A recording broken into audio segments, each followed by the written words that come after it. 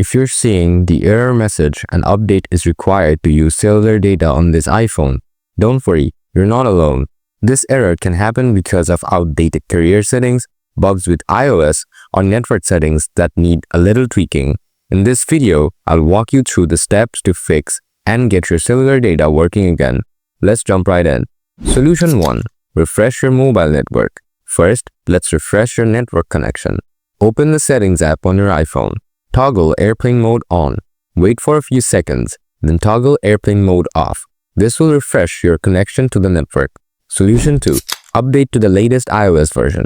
Next, updating your iPhone to the latest iOS version can help with compatibility. Open the Settings app, scroll down and tap on General. After that, tap on Software Update. If there's an update available, tap Download and Install. Once the update is done, restart your iPhone and check if the cellular data is working. Solution 3. Reinsert your SIM card. Sometimes removing and reinserting your SIM card can fix network issues. Power off your iPhone. Use a SIM ejector tool or a paper clip to eject the SIM card tray. Take the SIM card out, wait for a few seconds and then reinsert it. Turn your iPhone back on and check if the issue is resolved. Solution 4. Enable 4G or 5G or voice and data. Make sure your iPhone is set to use 5G or 4G for both voice and data. Open the Settings app, tap on Cellular, then tap on Cellular Data Options. Tap on Voice and Data. Choose 3G, 4G or 5G for both voice and data. Now, check if the issue is fixed. Solution 5.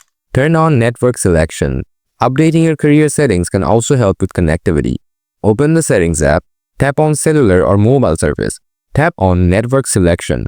Turn off Automatic. Wait for a moment and then select your SIM name. After that, restart your iPhone.